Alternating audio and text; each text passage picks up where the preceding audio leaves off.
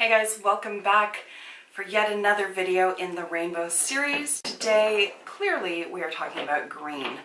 I apologize in advance for all the noise you're going to hear. I have the cat in the room with me who just likes to randomly yowl, and Bennett is awake upstairs with Barry, and he's just very loud in general, so he just stole an empty envelope.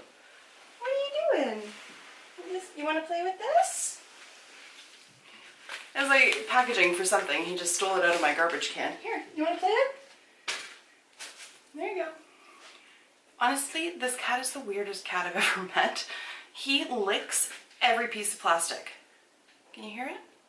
He's licking this. He hasn't yet licked this piece of plastic that's come into our house, but now he is. It's like some weird initiation rite that every piece of plastic has to go through. Anyways, green. Let's do it. As I suspected when I started this series, it is getting progressively more and more difficult to narrow down my favorites. With yellow and orange and red, there really weren't that many to choose from, but now we're getting into sort of my wheelhouse. We've got green, I still have yet to do blue and purple. I think those two are going to be by far the most difficult for me to sort of cull through and not talk about 600 things. I've got quite a few to talk about in the green category, most of them, the vast majority of which are eyeshadows. So let's start with the non-eyeshadows and then we can move into the bulk of it. I don't know if Makeup Forever still makes these. These are the artist liners. I know that they have come out with new liners and I think they've replaced these, but there may be the same shade. And this one is shade I-34. It's a nice forest green liner, but it does have a little bit more of a satin finish. I believe the I stands for iridescent, but it's not sparkly. It just has a little bit of a reflect to it, which keeps it from being purely matte, which I kind of like. And it's unique and different, and these eyeliners themselves actually perform really well. The only thing I don't like about this style is that once you wind them up, they won't retract back down, which drives me freaking mental. But all told, it's a great liner, and it's what I have in my waterline today. I'll talk briefly about what is on my lips, although it's not strictly speaking a favorite, but I'm wearing it for the purpose of the video and thought I'd share it with you. It's from Makeup Geek. It's in the shade Twerk, and it's one of the cream stains. I don't really like it, to be honest. I kind of like the color. It's kind of funky, but it's patchy as hell. I actually used the eyeliner as a lip liner just to build up the opacity of it. These fade away pretty quickly. I'm not wild on the formula, but thought I would let you know what I'm wearing at any rate. There is a little bit of an iridescence that you can see, and it is one of the eyeshadows that I wanted to talk to you about today. So let's move into eyeshadows. The shadow that I patted on the center of my lips is from Strobe Cosmetics, and it is in the shade Azura. Again, they have renamed a number of their shadows, although I don't think they've renamed this one. But it's almost blue. Yeah, it might actually be a straight up blue. We're going to call it aqua green. It looked far greener when I started off on this process. There it is there. Let's take care of all the single shadows and then we'll go into the palettes that I have. So I have a few from Makeup Geek to talk about. One of which is Dragonfly. And again, this has a little bit of a blue quality to it as well, but I think is a bit more convincing of a green. There it is there. It's just a nice matte shadow. I'm not sure who's louder, my husband or my baby. There's the cat.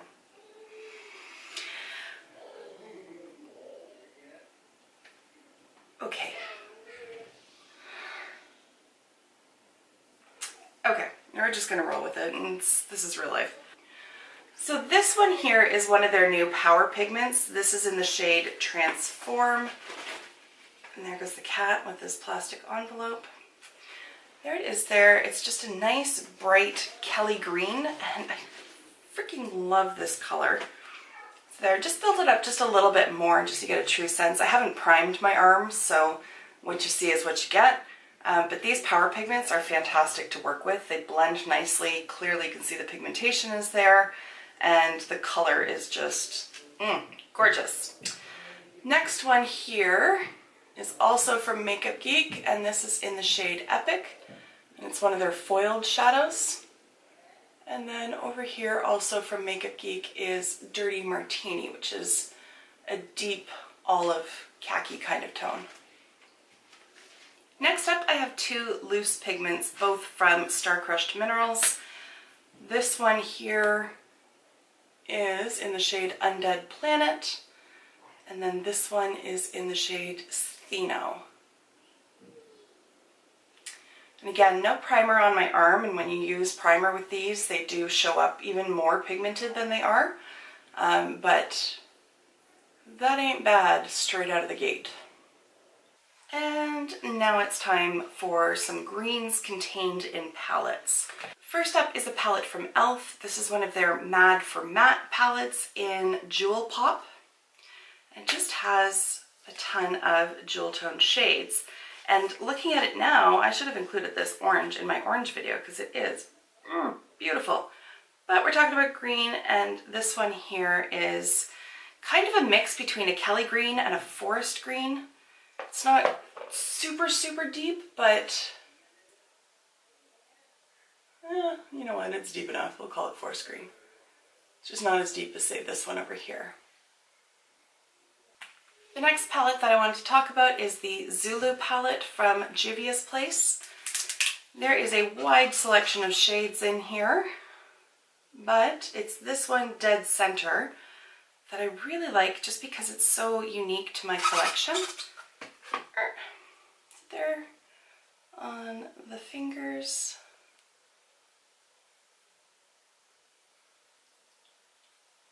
Just a beautifully foiled light green shade.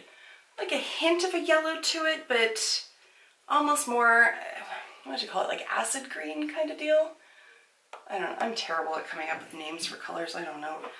There is a shade in the Chocolate Gold palette that I really enjoy, and a shade in the Born to Run as well. This one is from Urban Decay, and this one is from Too Faced.